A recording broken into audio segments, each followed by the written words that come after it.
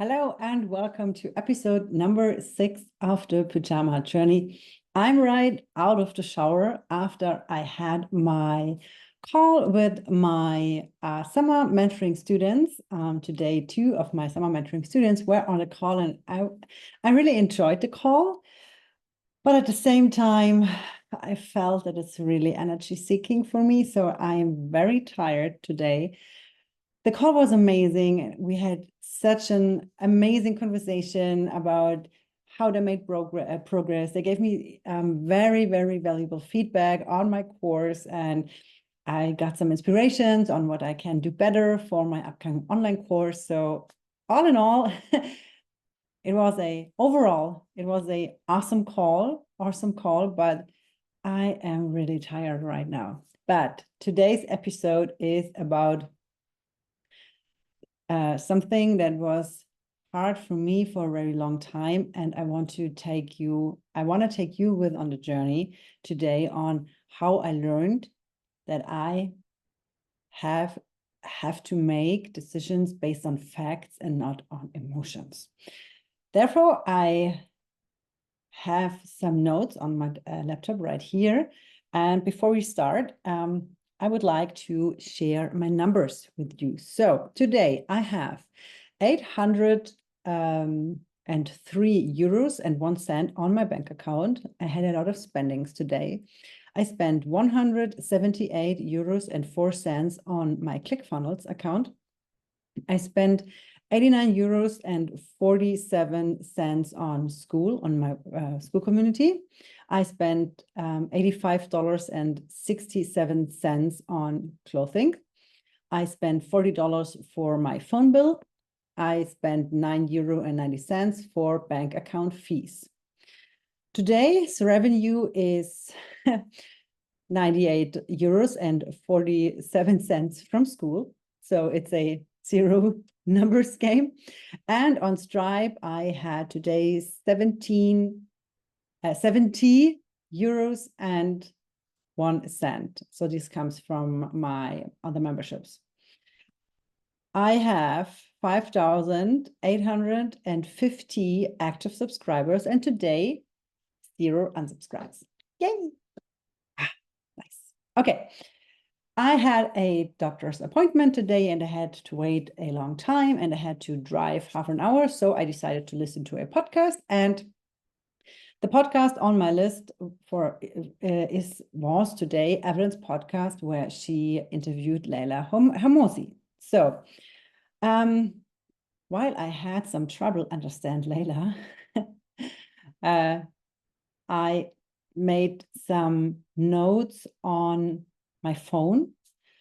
And today there is no aha moment. There's just sharing lessons I have learned during my journey from 2020 to today. So I haven't finished the podcast right now, so there will be maybe more topics I want to talk about, but one topic was so strong, and this was like, oh yeah, this is a topic I need to talk about. Leila talked about making decisions based on logic and not on emotions. She talked about how she made a list of how her perfect partner should be and made non-negotiables on her list. And then she talked about how she went out for a date, and she was like filled with butterflies, and she was, oh my God, what an awesome guy. And then she came home, pulled out her list, and then she like, oh, none of the points from the list were points that were a fit from her date. So she was like, okay, this would be a butterfly decision. I like the word butterfly decision more than a emotional based decision. And I think I did the same without knowing that I'm doing the same like Leila did. I created a list a month ago on how my business should look like. I made non-negotiables for my business. And I also I painted my perfect business because I realized that because I didn't have a clear vision on how my business and life should look like, I made the wrong decisions. Not always, but many of them were wrong because they were not towards my goal. So I would like to share with you when I made decisions in the past based on emotions and not on logic. So maybe you know that I tried to be a high ticket coach 2 times in my business. One time when I first started out working with Evelyn, and then a second time, I turned my very successful membership that I had in the German market into a high ticket program in a 6-month business coaching program for 6,000 euros, which is pretty equal to $6,000. And why? The reason why I did this, or the decision to turn the membership into a high ticket coaching program, was based on emotions and not on logic. And I will tell you why. Sorry. The reason why I turned my membership business into a high ticket business was that I felt underpaid for the value I had delivered in my membership. It was a feeling. I felt that I should charge more because there is so much value inside this coaching program or inside my membership. I felt underpaid. There was no evidence and no proof that I was really underpaid. It was just a feeling. And otherwise, the transition to the international market, to decide that I want to shut down my 6-figure German business and create a business from scratch in the international market, was based on logic. Number one. Logical point number one was what I have learned about business, marketing, and so on. As I said before, I learned everything from people who are acting in the US market. Evelyn Weiss, Russell Branson, Amy Porterfield, Mary Folio. Those were people who I followed from the very beginning, and they were on the US market. I never found a person in the German market who I wanted to follow because it felt like the ick to do what they said. Logical reason number 2 why I transitioned to the international market was my offer, copywriting, works better in the US market. People in the German market don't know what copywriting is. They think you are the copy from someone else, like copy and paste. Sometimes they think copywriting has something to do with copyright, like the right to have, the right you have on a piece of content. So if you say copywriting in the German market, only a few % of the people really know what you mean. And they hate sales pages. In German, it's called Verkaufsseite.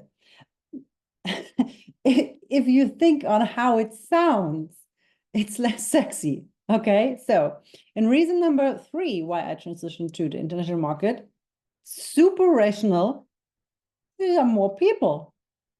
The German market, if you think on the DACH market, it's called D for German, A for Austria, and CH for Switzerland. This is not that much.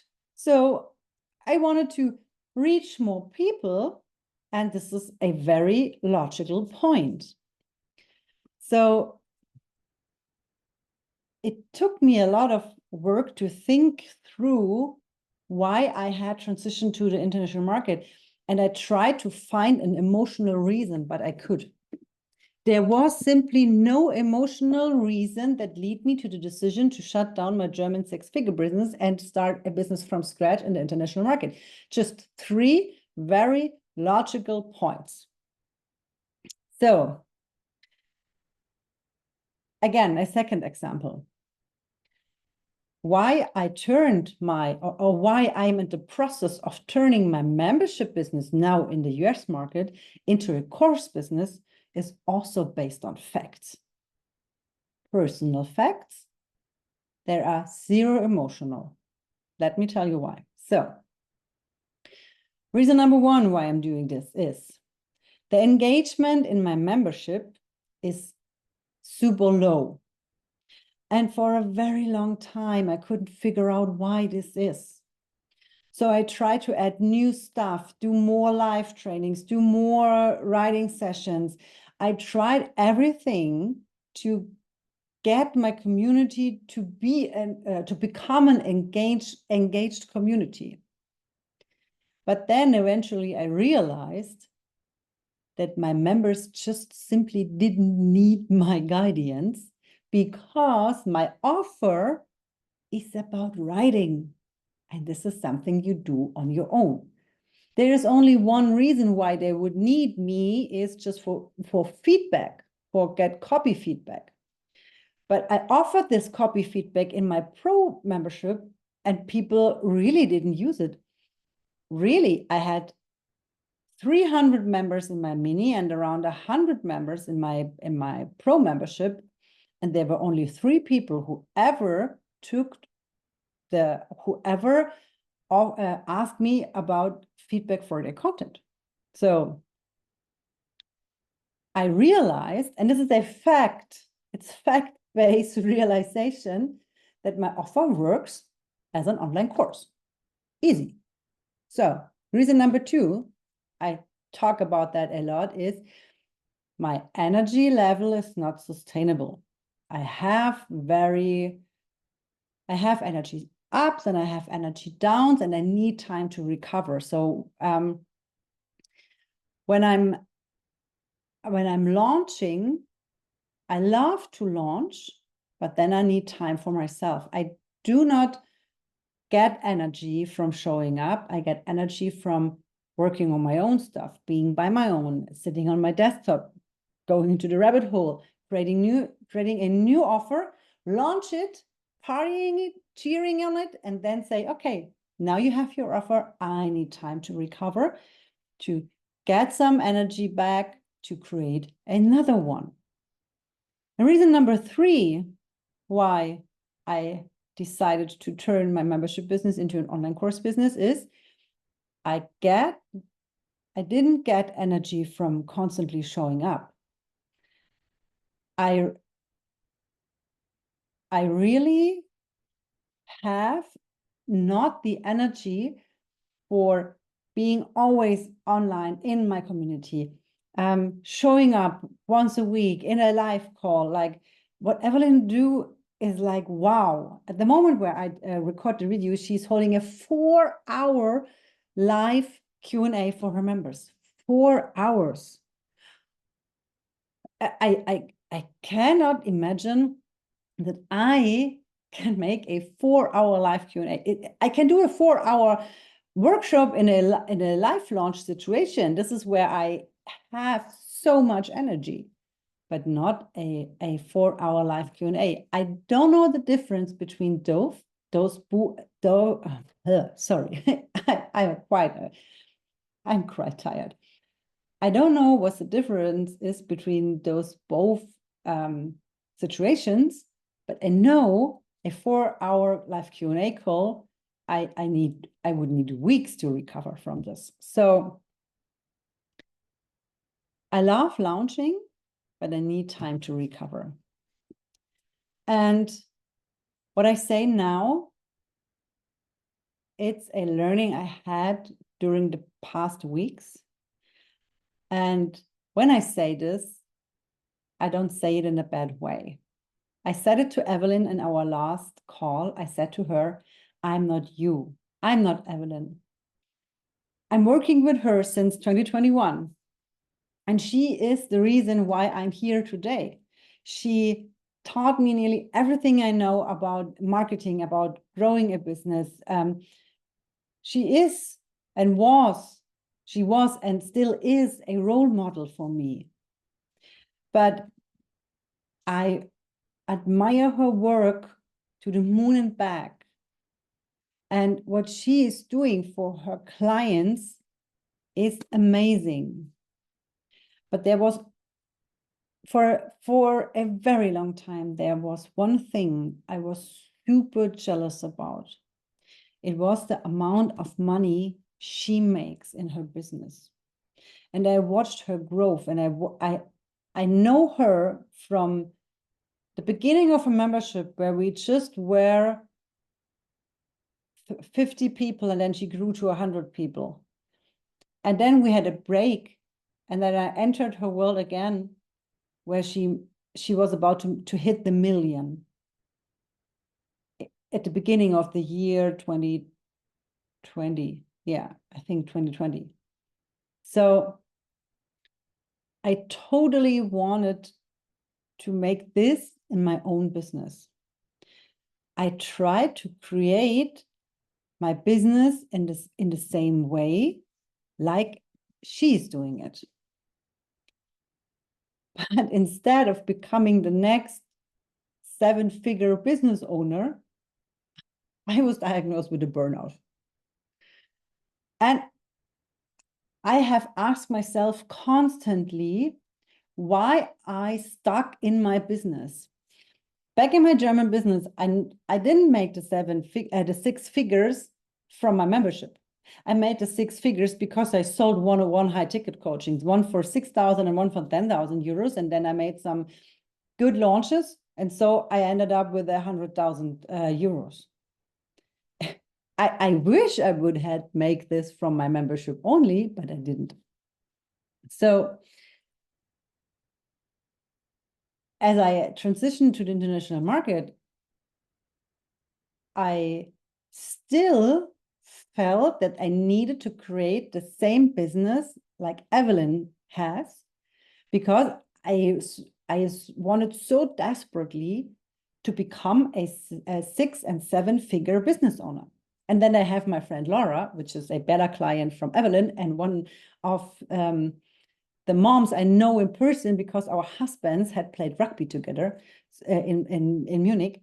So she's making millions in her business and has these 300, 500,000 euro months. And I am, some days and some months, I had problems to cover my spendings. But I'm working so much. So I asked myself, why the heck do I stuck that much? In a few months, I began to realize that I desperately tried to create a business because I wanted to have and be another person. So I'm not Evelyn. I don't have her goals. I don't have her life. I don't have her husband. I don't have her son. I have a different life, and I have different goals, and I have a different why, because we are different people. I feel so close to her. I feel even more closer to her since I realized this, and since I was totally honest to myself on what the heck is the business that I really wanted to have. So my husband don't want to get retired. He loves his job. He's doing a really good 6-figure a year. So I didn't have, if I don't want it to work, I don't have to, but I want. I love what I do. So I am me, but I had to figure out what I really want. So I started a self-discovery journey. I sat down and asked myself, what is it that I really want? And I was really honest to myself, and I began to be very aware of the moments that I hate in my business and where I feel like I don't want to do this again. And then it all boiled down to the fact that I am I get a lot of energy from working on offers, from launching it, but then I need this time for myself.